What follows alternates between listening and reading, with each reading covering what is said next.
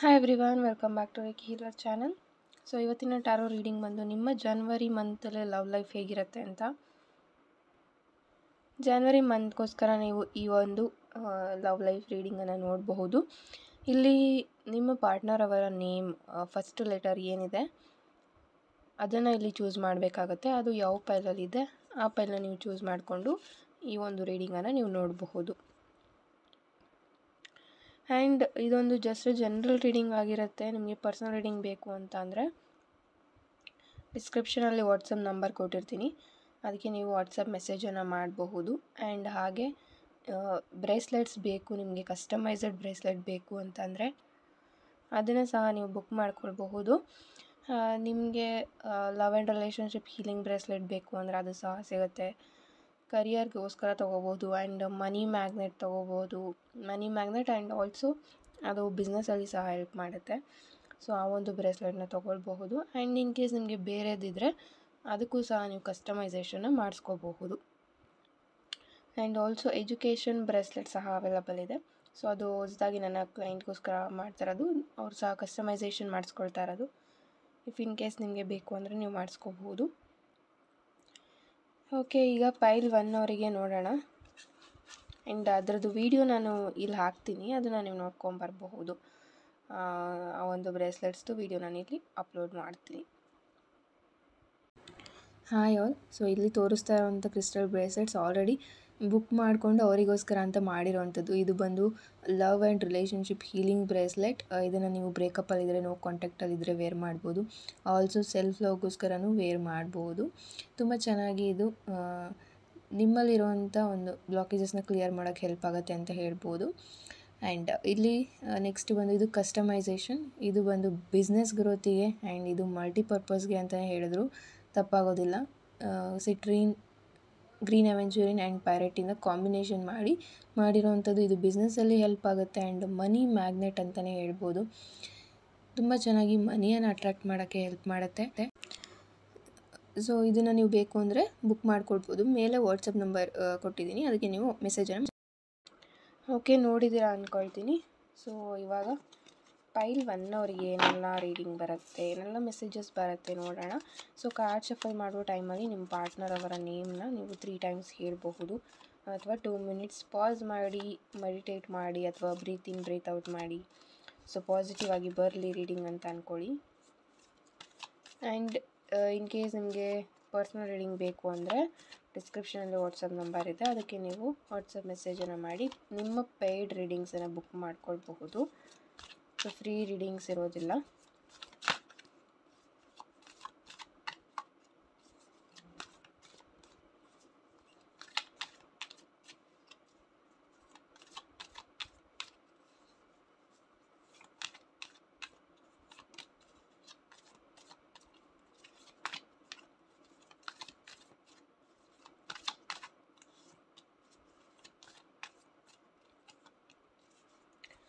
Okay, so 5 cards. So first ಕಾರ್ಡೇನೆ ಇಲ್ಲಿ 6 of cups ಬಂದಿದೆ. So congratulations. ನೋಡೋಣ ಇನ್ನು. ವಾವ್, ದ ಎಂಪ್ರೆಸ್ ಕಾರ್ಡ್ ಬಂದಿದೆ. And 5 of swords and 6 of swords. The hanged man. So ಇಲ್ಲಿ major issue ನಿಮ್ಮ ಲೈಫಲ್ಲಿ ಬರ್ತಾ ಇರೋದು ಪೋಸ್ಟ್ಪೋನ್ಮೆಂಟ್.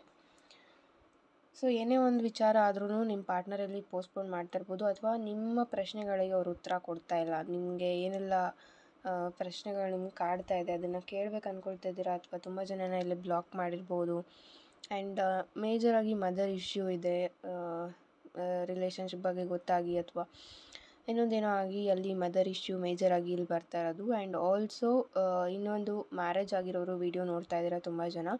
ಮ್ಯಾರೇಜ್ ಆಗಿ ನಿಮ್ಮ ಮ್ಯಾರೇಜ್ ಲೈಫ್ ಅಷ್ಟೊಂದು ಚೆನ್ನಾಗಿಲ್ಲ ಅಂತ ಬರ್ತಾ ಇದೆ. ಬಿಕಾಸ್ ಇಲ್ಲಿ ಮದರ್ ಇಶ್ಯೂ ತುಂಬ ಇದೆ, ಅಥವಾ ಅವ್ರ ಮನೆಯವ್ರ ಕಡೆಯಿಂದ ನಿಮಗೆ ತುಂಬ ಪ್ರಾಬ್ಲಮ್ ಇರಬಹುದು. ಆ್ಯಂಡ್ 5 ಆಫ್ ಸಾರ್ಡ್ಸ್ ಇಲ್ಲಿ ಇರೋದರಿಂದ ಡೆಫಿನೆಟ್ಲಿ ಚೀಟಿಂಗ್ ಆಗಿದೆ ನಿಮ್ಮ ಲೈಫಲ್ಲಿ. ಆಲ್ರೆಡಿ ಚೀಟಿಂಗ್ ಆಗಿರಬಹುದು. ಬಟ್ ಇಲ್ಲಿ ಕೆಲವರು ಏನು ಮಾಡಿದ್ದೀರಾ, ಇದನ್ನು ಯಾರು ರೆಸೊನೇಟ್ ಆಗುತ್ತೆ ಅವ್ರು ಮಾತ್ರ ತೊಗೊಳ್ಳಿ. ಅವರು ನಿಮ್ಮನ್ನು ಪ್ರೀತಿಸೋಕ್ಕೂ ಮುಂಚೆ ನೀವು ಬೇರೆ ಒಂದು ರಿಲೇಷನ್ಶಿಪ್ಪಲ್ಲಿ ಇರಬಹುದು. ಆ ರಿಲೇಷನ್ಶಿಪ್ಪಲ್ಲಿ ನಿಮಗೆ ಚೀಟಿಂಗ್ ಆಗಿತ್ತು. ಆ್ಯಂಡ್ ಅಗೇನ್ ನೀವು ಹೇಗೋ ಟ್ರಸ್ಟ್ ಮಾಡಿ ಈ ಒಂದು ರಿಲೇಷನ್ಶಿಪ್ಪಲ್ಲಿ ಬಂದಾಗ ನಿಮಗೆ ಹೊಸ ಲವ್ ಅನ್ನೋ ಥರ ಫೀಲ್ ಆಯಿತು, ಅಥವಾ ಈ ಪರ್ಸನ್ ಸ್ವಲ್ಪ ಡಿಫ್ರೆಂಟ್ ಅನ್ನೋ ಥರ ನಿಮಗೆ ಫೀಲ್ ಆಯಿತು. ಬಟ್ ಅಗೈನ್ ಇಲ್ಲಿ ನಿಮಗೆ ಅವ್ರ ಲೈಫಲ್ಲಿ ಇರೋದಕ್ಕೆ ಅವರ ಮದರ್ ಇಶ್ಯೂ ಇಲ್ಲಿ ಬರ್ತಿರ್ಬೋದು, ಅಥವಾ ಅವ್ರ ಮದರ್ಗೆ ತುಂಬ ಹೆಲ್ತ್ ಇಶ್ಯೂಸ್ ಇರಬಹುದು. ಸೊ ಈ ಒಂದು ರೀಸನ್ ಸಹ ಆಗಿರ್ಬೋದು. ಫೈನಾನ್ಷಿಯಲಿ ಅವ್ರು ಸ್ಟೇಬಲ್ ಆಗಿಲ್ಲದೆ ಇರೋ ಕಾರಣ, ಅಥವಾ ನಿಮಗೆ ಅವರು ಮೋಸ ಮಾಡಬೇಕು ಅನ್ನೋ ಯಾವುದೇ ಉದ್ದೇಶ ಇಲ್ಲ, ಬಟ್ ಅವರು ಕರೆಂಟ್ಲಿ ನಿಮಗೆ ಕಮಿಟ್ಮೆಂಟ್ ಕೊಡೋದಕ್ಕೆ ರೆಡಿ ಇಲ್ಲ. ಯಾಕೆ ಅಂತಂದರೆ ಅವ್ರ ಲೈಫಲ್ಲಿ ಅಷ್ಟೊಂದು ಸ್ಟೆಬಿಲಿಟಿ ಅವ್ರಿಗೆ ಸಿಗ್ತಾ ಇಲ್ಲ. ನಾನು ಮದುವೆ ಆಗಬಹುದು, ಮದುವೆ ಆದರೆ ಹೇಗೆ ಜೀವನ ಅನ್ನೋ ಥರ ಅವರ ಕಂಡೀಷನ್ ಇರಬಹುದು currently. And also 6 of cups ಬಂದಿರೋದ್ರಿಂದ ವಿತಿನ್ 6 ಮಂತ್ಸ್, ಸೊ 2025ಅಲ್ಲಿ ನಿಮಗೆ ಕಮಿಟ್ಮೆಂಟ್ ಅವ್ರ ಕಡೆಯಿಂದ ಸಿಗೋವಂಥ ಚಾನ್ಸಸ್ ಇರುತ್ತೆ. ಸೊ ಜಾನ್ವರಿಯಲ್ಲಿ ನಿಮ್ಮಿಬ್ಬರ ಮಧ್ಯೆ ಕಮ್ಯುನಿಕೇಷನ್ ಆಗಬಹುದು.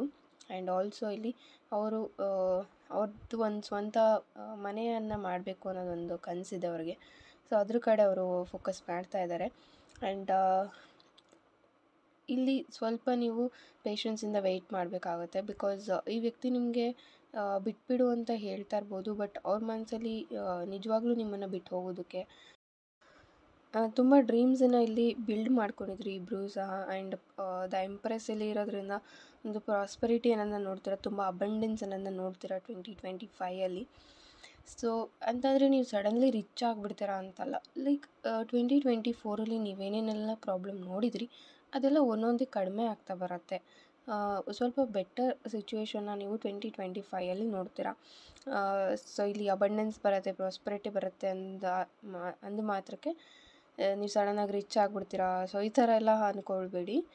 ನೀವು ಮಾಡೋವಂಥ ಕೆಲಸ ನೀವು ಮಾಡಲೇಬೇಕು. ಅಲ್ಲಿ ಏನು ಆಬ್ಸ್ಟಕಲ್ಸ್ ಇತ್ತು 2024ಅಲ್ಲಿ, ನೀವೇನು ತುಂಬ ಆಬ್ಸ್ಟಕಲ್ಸ್ನ ನೋಡಿದ್ರಿ, ಯಾವುದೇ ಕೆಲಸ ಮಾಡೋಕ್ಕೆ ಹೋದರೂ ಆಗದೇ ಇರೋದು, ಅಥವಾ ನಿಮ್ಮ ಪರ್ಸನ್ನ ಮೀಟ್ ಮಾಡಬೇಕಂದ್ರೆ ಆಗದೇ ಇರೋದು. ಸೊ ಅದೆಲ್ಲ ಒಂದು ಸ್ವಲ್ಪ ಕಡಿಮೆ ಆಗ್ತಾ ಬರುತ್ತೆ. ಆ ಪ್ರಾಬ್ಲಮ್ಸ್ ಎಲ್ಲ ಇಲ್ಲಿ 2025ಅಲ್ಲಿ ಎಸ್ಪೆಷಲಿ ಜಾನ್ವರಿಯಲ್ಲಿ ಒಂದು ಸೇತುವೆ ಥರ ನಿಮಗೆ ಆಗಬಹುದು.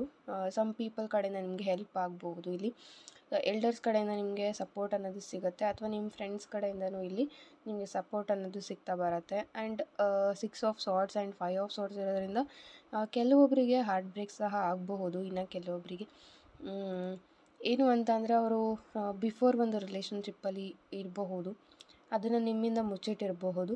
ಸೊ ಅದರಿಂದ ಇಲ್ಲಿ ಆ ಒಂದು ನಿಜಾನೂ ಇಲ್ಲಿ ಗೊತ್ತಾಗಬಹುದು ನಿಮಗೆ. ಸೊ ಅದನ್ನು ನೀವು ಹೇಗೆ ಹ್ಯಾಂಡಲ್ ಮಾಡ್ತೀರಾ ಅದು ಸಹ ಇಲ್ಲಿ ಮೇಜರಾಗಿ ಬರುತ್ತೆ. ಸೊ ಓವರಾಲ್ ರೀಡಿಂಗ್ ಪ್ರಕಾರ ಜಾನ್ವರಿಯಲ್ಲಿ ನೀವು ಏನೆಲ್ಲ 2024ಅಲ್ಲಿ ಸ್ವಲ್ಪ ನೀವು ಮೀಟ್ ಆಗೋಕ್ಕಾಗದೇ ಇರ್ಬೋದು, ಅಥವಾ ಅವ್ರ ಕಡೆಯಿಂದ ನಿಮಗೆ ಕಮಿಟ್ಮೆಂಟ್ ಸಿಗದೇ ಇರ್ಬೋದು, ಅಥವಾ ಸರಿಯಾಗಿ ಕಮ್ಯುನಿಕೇಷನ್ ಆಗದೇ ಇರಬಹುದು.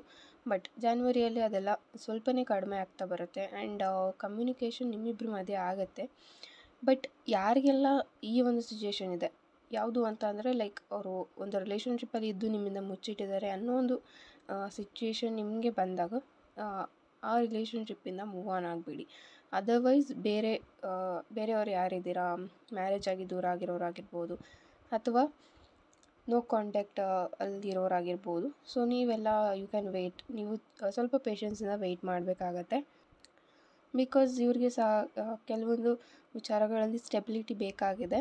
ಆ್ಯಂಡ್ ದ ಹ್ಯಾಂಗ್ಡ್ ಮ್ಯಾನ್ ಬಂದಿರೋದ್ರಿಂದ ಪೋಸ್ಟ್ಪೋನ್ ಆಗ್ತಾ ಇರುತ್ತೆ ನೀವೇನೇ ಪ್ಲ್ಯಾನ್ ಮಾಡಿದ್ರು. ಸೊ ಅದಕ್ಕೆ ನಿಮಗೆ ಸಜೆಷನ್ ಬಂದು ಅಷ್ಟಾಗಿ ಪ್ಲ್ಯಾನ್ ಮಾಡೋಕ್ಕೆ ಹೋಗಬೇಡಿ. ನಿಮ್ಮ ಪಾರ್ಟ್ನರ್ ಮೇಲೆ ಅಷ್ಟೊಂದು ಪ್ರೆಷರ್ ಹಾಕೋದು ಬೇಡ. ಸೊ ಜಸ್ಟ್ ಇಲ್ಲಿ ಅವ್ರಿಗೆ ಅಂತ ಸ್ವಲ್ಪ ಟೈಮ್ ಕೊಡಿ ಅಂತ ಬರ್ತಾ ಇದೆ. ಸೊ 2025ಅಲ್ಲಿ ವಿತಿನ್ 6 ಮಂತ್ಸಲ್ಲಿ ನಿಮಗೆ ಅವ್ರ ಕಡೆಯಿಂದ ಕಮಿಟ್ಮೆಂಟ್ ಸಿಗುತ್ತೆ. ಸೊ ಪೇಷನ್ಸಿಂದ ವೆಯ್ಟ್ ಮಾಡಿ. Thank you so much. Pile 1 ಯಾರೆಲ್ಲ ಚೂಸ್ ಮಾಡಿದ್ರಿ. ಓಕೆ, ಈಗ ಫೈಲ್ 2 ಅವ್ರಿಗೆ ಏನೆಲ್ಲ ರೀಡಿಂಗ್ ಬರುತ್ತೆ ನೋಡೋಣ.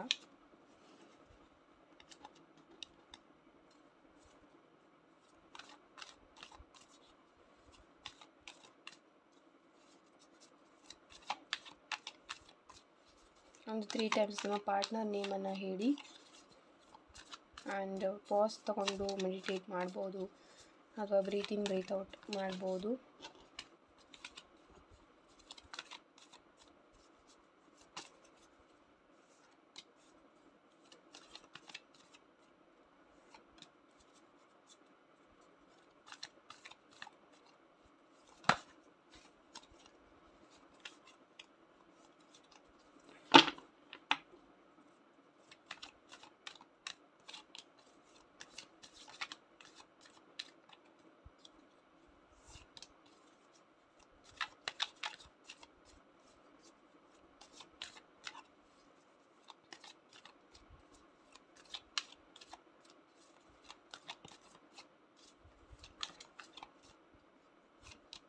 ಓಕೆ, ಸೊ ನೋಡೋಣ ಏನೆಲ್ಲ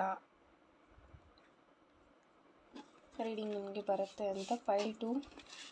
ಸೊ ದ ಫಸ್ಟ್ ಕಾರ್ಡ್ ಬಂದು 4 of cups. Okay, queen of wands and 8 of cups, 8 of swords and 4 of pentacles.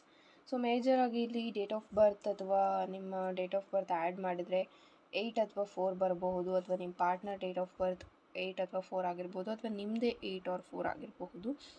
So ಈ ಒಂದು ಡೇಟ್ ಆಫ್ ಬರ್ತ್ನಲ್ಲಿ ಇರೋರು ತುಂಬ ಜನ ವೀಡಿಯೋಸ್ ನೋಡ್ತಾ ಇರಬಹುದು. ಆ್ಯಂಡ್ ಆಲ್ಸೋ 8ಇಂದ ಮಲ್ಟಿಪಲ್ಸ್ ಯಾವ್ದು ಬರುತ್ತೆ, 4ಇಂದ ಮಲ್ಟಿಪಲ್ಸ್ ಯಾವ್ದು ಬರುತ್ತೆ, 4, 8, 12. ಸೊ ಈ ಥರ. ಸೊ ನೋಡೋಣ. ನಿಮಗೆ ಇಲ್ಲಿ ರೀಡಿಂಗ್ ಬರ್ತಾ ಇರೋದು ಜನವರಿ ಮಂತ್ಗೆ. ಯಾವುದೇ ಆ್ಯಕ್ಷನ್ನ ತೊಗೊಳಕ್ಕೆ ನಿಮ್ಮ ಪಾರ್ಟ್ನರ್ ರೆಡಿ ಇಲ್ಲ, ಬಿಕಾಸ್ ಅವ್ರ ಸರೌಂಡಿಂಗ್ ಅಷ್ಟು ಪಾಸಿಟಿವ್ ಆಗಿಲ್ಲ ಅಂತ ಹೇಳ್ಬೋದು. ಸರೌಂಡಿಂಗಲ್ಲಿ ಅವ್ರಿಗೆ ಯಾವುದೇ ವಿಚಾರವಾಗಿಯೂ ಅವ್ರು ಮಾತಾಡುವಂಥ ಸ್ಥಿತಿಯಲ್ಲಿಲ್ಲ. ಏನೇ ಒಂದು ವಿಚಾರನ ಇಲ್ಲಿ ಅವ್ರ ಲೈಫಲ್ಲಿ ಡಿಸಿಷನ್ಸ್ ತೊಗೊಳ್ಬೇಕು ಅಂತ ಅಂದರೆ ಬೇರೆಯವ್ರ ಕಡೆಯಿಂದ ತುಂಬ ಪರ್ಮಿಷನ್ಸ್ನ ತೊಗೊಳ್ಬೇಕಾಗಿದೆ. ಆ್ಯಂಡ್ 8 ಆಫ್ ಕಪ್ಸ್ ಇರೋದ್ರಿಂದ ಈ ವ್ಯಕ್ತಿ, ನೀವು ಯಾರು ವೆಯ್ಟ್ ಮಾಡ್ತಾ ಇದ್ದೀರಾ ನಿಮಗಾಗಿ ಅವರು ವೆಯ್ಟ್ ಮಾಡ್ತಾ ಇಲ್ಲ. They already moved on. ಅವ್ರು ಮೂವ್ ಆನ್ ಆಗಿದ್ದಾರೆ. ಜಸ್ಟ್ ನೀವು ಇಲ್ಲಿ ವೆಯ್ಟ್ ಮಾಡ್ತಾ ಇದ್ದೀರಾ. ಈಗ ನೀವು ಈ ಟೈಮಲ್ಲಿ ಅವ್ರಿಗೆ ಹೋಗಿ ನೀವು ಕೇಳಿದ್ರು ಸಹ ಅವ್ರಿಗೆ ಯಾವುದೇ ಉತ್ತರನ ನಿಮಗೆ ಕೊಡೋದಿಲ್ಲ.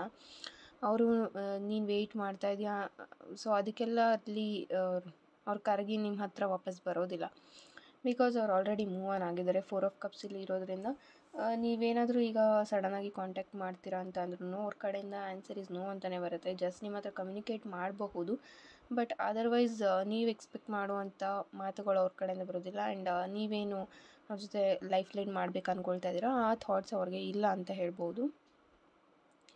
4 ಆಫ್ ಪೆಂಟಿಕಲ್ಸಲ್ಲಿ ಇರೋದ್ರಿಂದ ಈ ವ್ಯಕ್ತಿ ಸ್ವಲ್ಪ ದುಡ್ಡಿನ ಕಡೆಗೆ ಒಂದು ಏನು ಹೇಳ್ತಾರೆ, ದುಡ್ಡನ್ನು ತುಂಬ ಇಷ್ಟಪಡ್ತಾರೆ ಅಂತ ಹೇಳ್ಬೋದು.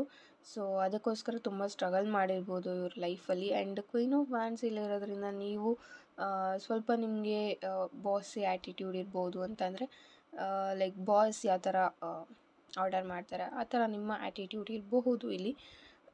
ಸೊ ನೀವು ಆ ಥರ ಥಿಂಕ್ ಮಾಡ್ತೀರಾ. ಆ್ಯಂಡ್ ಎಲ್ಲವೂ ನಾನು ಹೇಳ್ದಾಗೆ ನಡಿಬೇಕು ಅನ್ನೋದು ನಿಮಗೂ ಸಹ ಇದೆ. ಸೊ ಬಟ್ ನೀವು ಲಾಯಲ್ ಆಗಿದ್ದೀರಾ, ಬಟ್ ಆ ಲಾಯಲ್ಟಿಗೆ ಅವರು ವ್ಯಾಲ್ಯೂ ಮಾಡ್ತಾ ಇಲ್ಲ. ಆ್ಯಂಡ್ ಆಲ್ರೆಡಿ ಈ ವ್ಯಕ್ತಿ ಮೂವ್ ಆನ್ ಆಗಿದ್ದಾರೆ. ನೀವು ಯಾರ ಬಗ್ಗೆ ಈ ಒಂದು ವಿಡಿಯೋ ನೋಡ್ತಾ ಇದ್ದೀರಾ, ಈ ಒಂದು ರೀಡಿಂಗ್ ನೋಡ್ತಾ ಇದ್ದೀರಾ, ಇವರು ಆಲ್ರೆಡಿ ಮೂವ್ ಆನ್ ಆಗಿ ತುಂಬ ತಿಂಗಳೇ ಆಗಿರ್ಬೋದು. ಇನ್ ಕೇಸ್ ಅವರು ಮೂವ್ ಆನ್ ಆಗಿ 4 months ಅಥವಾ 8 months ಸಹ ಆಗಿದೆ.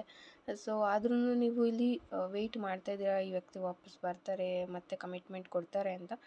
ಬಟ್ ಆ ಥರ ಯಾವುದೇ ಎಕ್ಸ್ಪೆಕ್ಟೇಷನ್ಸ್ನ ಇಲ್ಲಿ ಇಟ್ಕೊಳ್ಬೇಡಿ. ಯಾರೆಲ್ಲ ಬ್ರೇಕಪ್ ಸಿಚುವೇಷನಲ್ಲಿ ಇದ್ದೀರಾ, ಬ್ರೇಕಪ್ ಆಗಿದವರು ನಿಮಗೆ ಕ್ಲಿಯರಾಗಿ ಹೇಳಿದ್ದಾರೆ ಬಿಟ್ಬಿಡು ಅಂತ ಅಂದ್ರೂ ನೀವು ಇಲ್ಲಿ ವೆಯ್ಟ್ ಮಾಡ್ತಾಯಿದ್ದೀರಾ ಅಂತ ಅಂದರೆ ಸೊ ಅದರಲ್ಲಿ ಯಾವುದೇ ಅರ್ಥ ಇಲ್ಲ ಅಂತ ಹೇಳ್ಬೋದು. ಬಿಕಾಸ್ ಈ ವ್ಯಕ್ತಿ ಅವ್ರ ಮನಸ್ಸಲ್ಲಿ ನಿಮಗೆ ಯಾವ ಒಂದು ಜಾಗ ಸ್ಟಾರ್ಟಿಂಗಲ್ಲಿ ಕೊಟ್ಟಿದ್ರು, ಅವ್ರು ನಿಮಗೆ ಯಾವೆಲ್ಲ ಪ್ರಾಮಿಸ್ ಮಾಡಿದರು ಅದೆಲ್ಲನೂ ಮರೆತು ಅವರು ಮುಂದೆ ಹೋಗಿದ್ದಾರೆ. ಸೊ ನೀವು ಅಲ್ಲಿ ನೋಡ್ತಾ ಇರ್ಬೋದು 8 ಆಫ್ ಕಪ್ಸ್. ಅವ್ರು ಆಲ್ರೆಡಿ ಮೂವ್ಡ್ ಆನ್. ಅವ್ರು ಹೋಗ್ತಾ ಇದ್ದಾರೆ, ನಿಮ್ಮಿಂದ ದೂರ ಹೋಗ್ತಾ ಇದ್ದಾರೆ. ಆ್ಯಂಡ್ ಹೋಗಿದ್ದಾರೆ ಸಹ. ನಿಮ್ಮ ಕಡೆ ಅವರು ವಾಪಸ್ ತಿರುಗಿ ನೋಡೋದು ಸ್ವಲ್ಪ ಕಡಿಮೆ ಇದೆ. ಆ್ಯಂಡ್ ರಿಯೂನಿಯನ್ ಚಾನ್ಸಸ್ ಇಲ್ಲಿ ಇಲ್ಲ.